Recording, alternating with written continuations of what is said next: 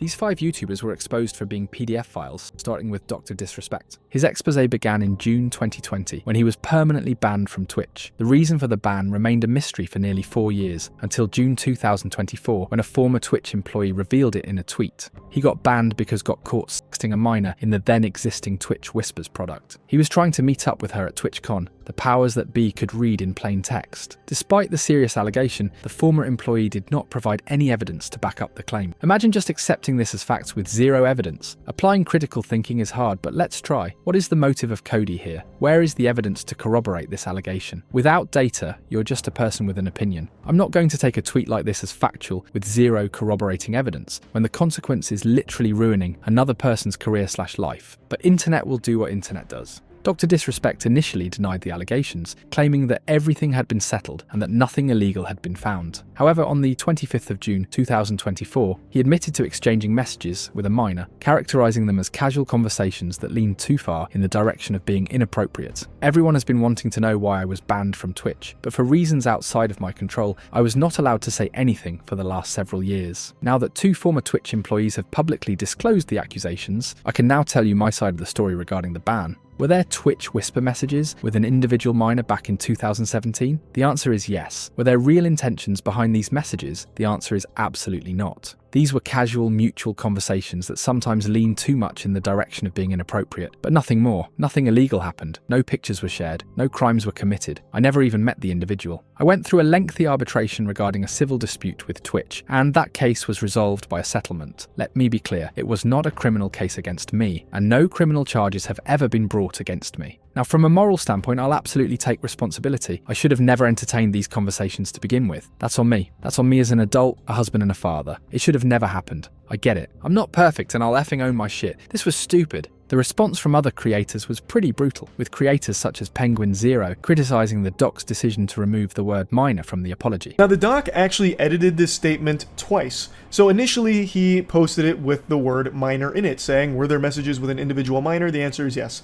But then shortly after he published it, he edited the word minor out of it. So he removed that. He redacted it like a fucking CIA document, trying to bury it, just snapping it out of existence. So then it read, were there messages with an individual? The answer is yes. But a day later, another video surfaced on Twitter showing the doc admitting to cheating on his wife, the same year he was chatting with the minor. As you guys know, I have a beautiful family and a wife and kid. And I want to be transparent that I've been unfaithful. The doc lost sponsorship deals and over 70,000 subscribers in June 2024. But despite losing his reputation, the doc wasn't exiled from the internet like EDP445. EDP's career would crumble in April 2021 when he was exposed by the predator poachers trying to meet up with a minor. Go ahead. Well, I was actually coming out here to pick up a cupcake and then go back home. The incident was covered by multiple YouTubers, which eventually led YouTube to terminate his channel with over 2 million subscribers. After also being banned from Instagram, Cameo and Facebook, EDP445 tried to launch his own website. So just want to let you guys know, man, EDP445.com is coming soon. However, the website was never launched, and unable to make any money online, he tried to find regular jobs, but he kept getting fired. No matter where he went, people kept tracking him down and continued reporting his actions to his landlords and employers. As a result, he was evicted from several properties and was fired from the security job he was doing to make ends meet. He tried driving for apps like Lyft, Grubhub, and Uber Eats, only to get banned there as well. He even tried to apply at Chuck E. Cheese, but was denied after they found out about his heinous actions. In 2023, he made an apology video in an attempt to repair his reputation. However, the apology was criticized as EDP avoided mentioning what he was apologizing for. I want to take full responsibility for my actions that happened on April 21st, 2021. The entire YouTube that went down, the entire YouTube incident, you know what I mean, that went the down. I'm not even going to get into it. You guys already know what the happened. I'm taking full responsibility, full accountability for my actions.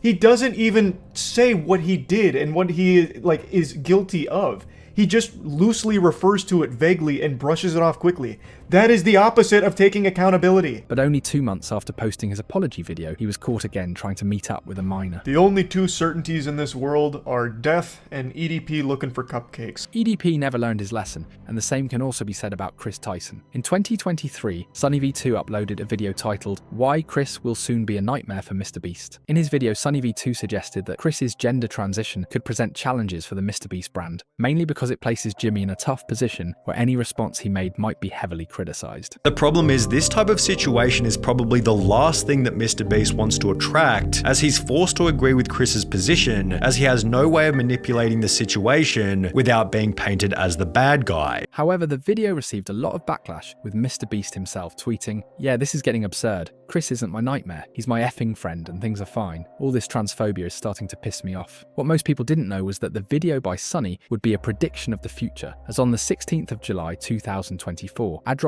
uploaded a video titled "This Video Will Make You Hate Chris Tyson." In the video, he exposed that Chris supported and associated with Shadman, who is known for producing explicit and controversial artwork. In this MrBeast video, you'll notice a very familiar thing at the 9 minutes and 30-second timestamp.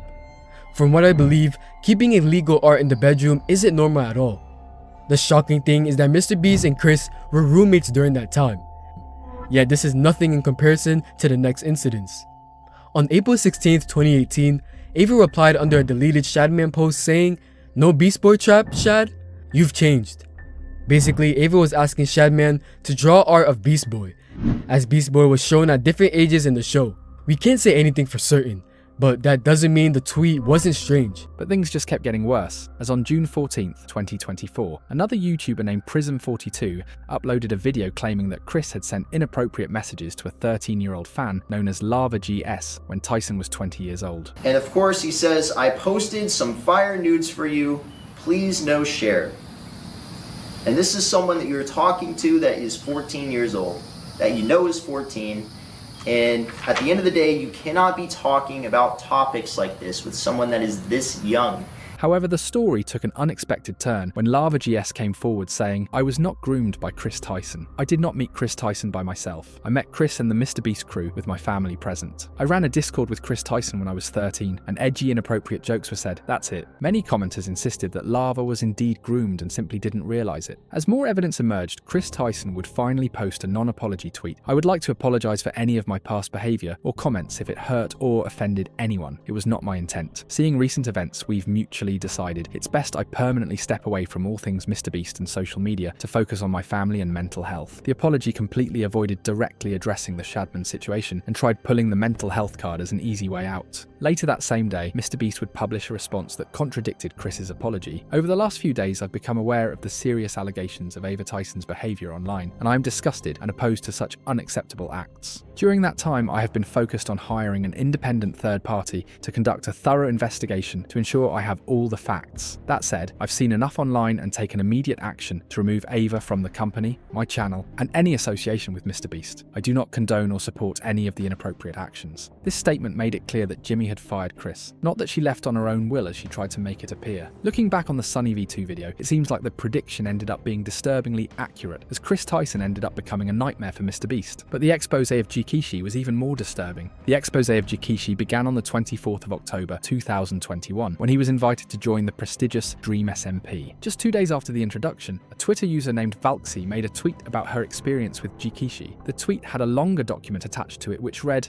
"Due to the recent events of him joining a considerably large content creator group and gaining exponentially more exposure, I feel like it's my responsibility to bring this to light in order to prevent this person from taking advantage of more young girls." The tweet then explained that they had begun talking when she was 14 and Jikishi was 18 or 19. She also said that the two had often joked about sending nudes to each other, which they would eventually do. "I can no longer ignore it, as his audience of young and impressionable girls is growing by the second. I blocked him on Snapchat, Twitter, and Instagram several months ago after we eventually grew apart, and have not spoken to him since. I also know that I was not the only underage girl he was sexual with." Dream immediately caught up with the story and made a tweet reading, "Removed Demetrius from the SMP for gross accusations that he also confirmed privately were accurate. No questions, no toleration. Disgusted and incredibly disappointed. Will never let things like this stop me from trying to uplift members of the community and smaller content creators. It's part of what makes our community great. So stick together, be there for people who need it, and always be safe online." But things kept getting worse for Jikishi as more victims came forward with similar stories. Over the next 24 hours, 18 different people came forward explaining that they had had a similar experience. We talked on Discord and it started out innocent until he suggested that we add each other on Snap. He'd bring up my age pretty often and always ask me if I'd never tell anyone because he doesn't want to get exposed like he is right now. Like this was his biggest fear. He brought it up so often that I don't know how I missed the fact that he had other victims. The funny thing is that after I turned 18, he never interacted with me in a sexual way again.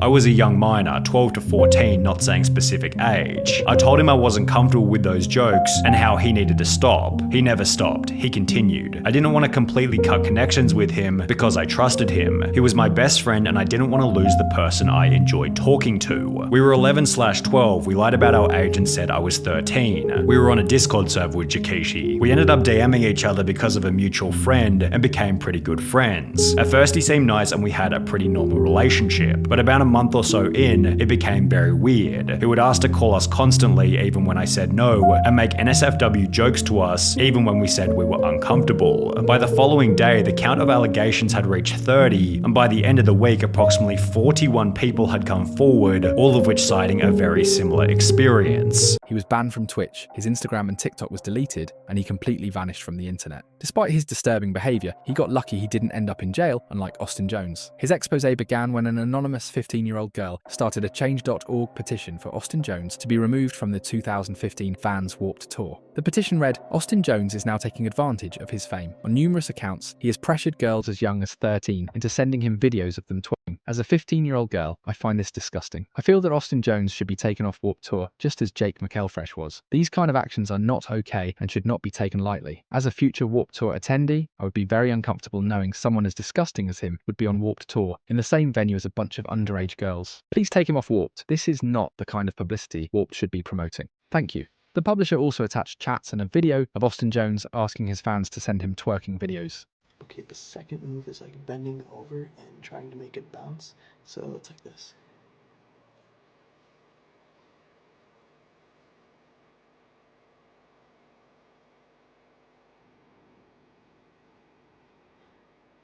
Like that. What made the case unusual was Jones's response. Rather than denying everything, he admitted to the behavior in a video. I've recently come under some fire on social media for mistakes I've made in the past. I used to ask fans for twerking videos. Yes, twerking, the dance move. It's not something that I'm proud of. It's not something that I think is right. In the video, he attempted to downplay the severity of the allegations by claiming that it was just twerking videos and no other interaction. Since this started online, there are a lot of rumors and a lot of lies. They're just not true. Nothing ever went further than twerking videos. There were never any nudes, never any physical contact.